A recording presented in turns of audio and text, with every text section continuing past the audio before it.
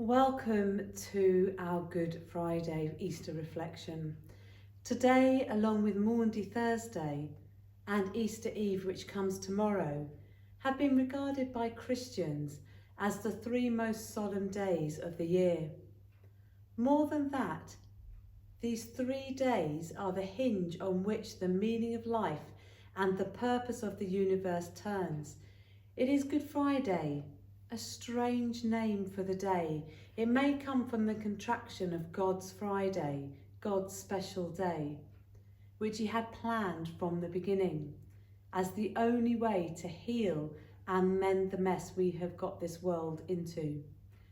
All time is here, all people are here, all places meet at this moment. We're going to walk with Jesus to the cross and listen to the story and the events of those last few days. And of the last 24 hours of Jesus' life, we're going to read from Matthew 26, verses 57 to 68. Those who had arrested Jesus took him to Caiaphas, the high priest, where the teachers assembled and the elders had assembled. But Peter followed him at a distance right up to the courtyard of the high priest. He entered and sat down with the guards to see the outcome. The chief priests and the whole Sanhedrin were looking for false evidence against Jesus so that they could put him to death. But they did not find any, though many false witnesses came forward. Finally, 2 came forward and declared, "This fellow said, I am able to destroy the temple of God and rebuild it in 3 days. Then the high priest stood up and said to Jesus, "Are you going to answer? What is this testimony that these men are bringing against you?" But Jesus remained silent. The high priest said to him, "I charge you under oath by the living God, tell us if you are the Christ, the Son of God." "Yes, it is as you say," Jesus said. "But I say to all of you, in the future you will see the Son of Man sitting at the right hand of the Mighty One and coming on the clouds of heaven." Then the high priest tore his clothes and said, "He has spoken blasphemy. Why do we need any more witnesses? Look now. You have heard the blasphemy. What do you think?" "He is worthy of death," they answered. Then they spat in his face and struck him with their fists. Others slapped him and said, "Prophesy to us, Christ. Who hit you?" It was Thursday night. Jesus and his 12 disciples were sharing the Passover meal together, the time when they remembered that the Israelites had been saved out of slavery and had been brought through the waters into freedom. They'd celebrated this meal many times before, and at least a few times with Jesus himself. But this time it was different. Here, they were with Jesus and things were going to change. Let me read to you. Jesus took bread, gave thanks and broke it, and gave it to his disciples, saying, "Take, eat, this is my body." Then he took the cup, gave thanks, and offered it to them, saying, "Drink from it, all of you. This is my blood of the covenant, which is poured out for many for the forgiveness of sins. I tell you, I will not drink of this fruit of the vine from now on until that day when I drink it anew with you in my Father's kingdom." When they had sung a hymn, they went out to the Mount of Olives. In the Passover meal, they celebrated that the blood of the Lamb on the doorposts had meant that death had passed over them. And here they were remembering and celebrating that fact. But there's a deeper meaning here, that Jesus' blood would mean that death would pass over them. It was midnight in the Garden of Gethsemane. Jesus and his 12 disciples, now 11, are in the garden. It was a favourite place to go, a place of rest, a place to pray. But tonight was very different. In the shadow of the trees, Jesus knelt in the shadow of death. Let's read what happened.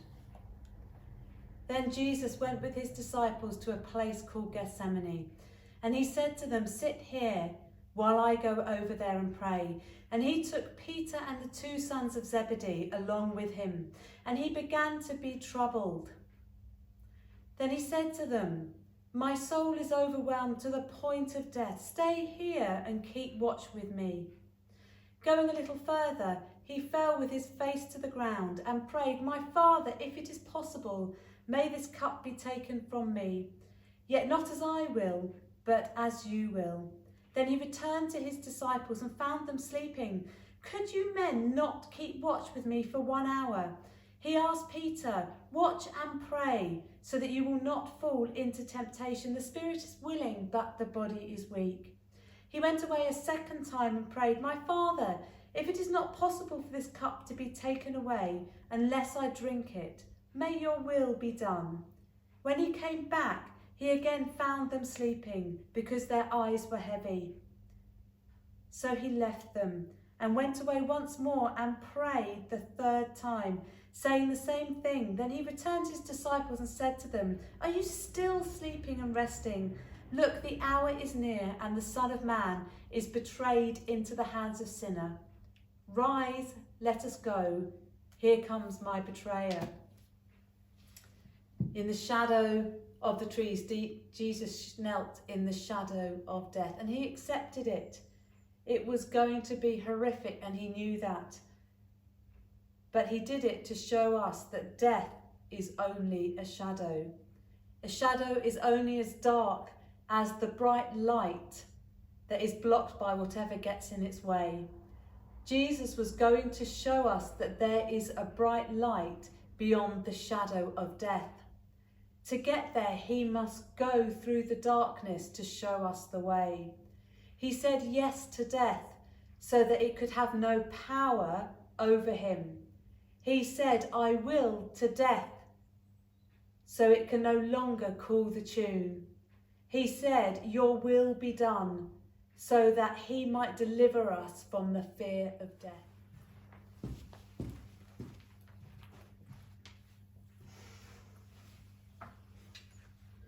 It was early morning. Jesus had been awake all night, hustled from one room to another. Tied up, bruised, battered and bedraggled, the high priest had looked for charges in order to get the death sentence passed. But all that he had been heard was a confusion of lies. Jesus is then taken to the Roman governor, Pontius Pilate, because only he could give permission for the crucifixion. Meanwhile, Jesus stood before the governor, and the governor asked him, "Are you the king of the Jews?" "Yes, it is as you say," Jesus replied. When he was accused by the chief priests and the elders, he gave no answer. Then Pilate asked him, "Don't you hear the testimony they are bringing against you?" But Jesus made no reply, not even to a single charge, to the great amazement of the governor. Now it was the governor's custom at the feast to release a prisoner chosen by the crowd. At that time they had a notorious prisoner called Barabbas. So when the crowd had gathered, Pilate asked them, "Which one do you want me to release to you, Barabbas or Jesus, who is called Christ?" For he knew it was out of envy that they had handed Jesus over to him. While Pilate was sitting on the judge's seat, his wife sent him this message: "Don't have anything to do with that innocent man, for I've suffered a great deal with it today in a dream because of him." But the chief priests and the elders persuaded the crowd to ask for Barabbas and to have Jesus executed. "Which of the two do you want me to release to you?" asked the governor. "Barabbas," they answered. "What shall I do then with Jesus, who is called Christ?" Pilate asked. They all answered, "Crucify him." "Why? What crime has he committed?" asked Pilate. But they shouted all the louder, "Crucify him!"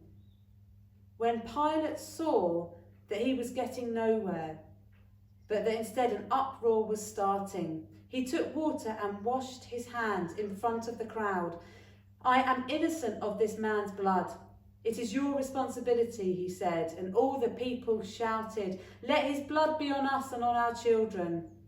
Then he released Barabbas to them. Then he had Jesus flogged and handed him over to be crucified. This was the place of judgment. Here Jesus was condemned. Here they made a pretend king out of the real king. Jesus took all the anger, accusations and curses that the whole human race had ever heaped upon God, and he accepted them.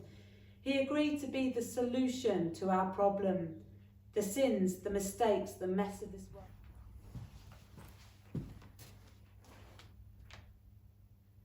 It was 9 o'clock in the morning.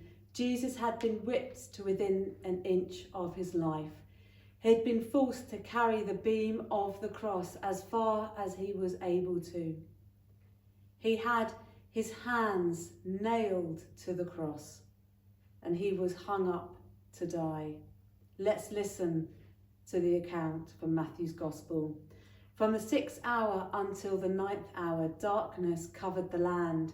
At about the 9th hour, Jesus cried out in a loud voice, "Eloi, Eloi, lama sabachthani," which means, my God, why have you forsaken me?" When some of those who were standing there heard this, they said, "He's calling Elijah."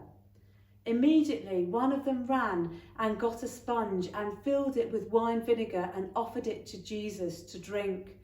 The rest said, "Now let's leave him alone. Let's see if Elijah comes to save him." And when Jesus had cried out again in a loud voice, he gave up his spirit. Well, what is going on? This isn't the way heroes overcome and conquer their enemies. This looks like a defeat, not a victory. This looks like losing, not winning. Or is it? Only by beating death at its own game could Jesus win. Only by taking all that death could throw at Jesus could death be overcome. Only by absorbing death's poison could he create the antidote to death that he could share with all of us. And he did this for us. Let's spend a moment in prayer, just thanking Christ for his death on the cross.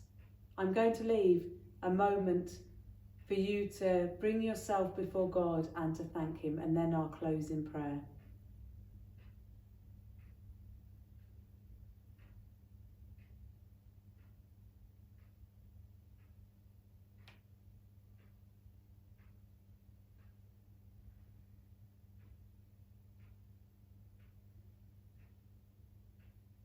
Lord Jesus, we thank you for the sacrifice that you gave us on the cross.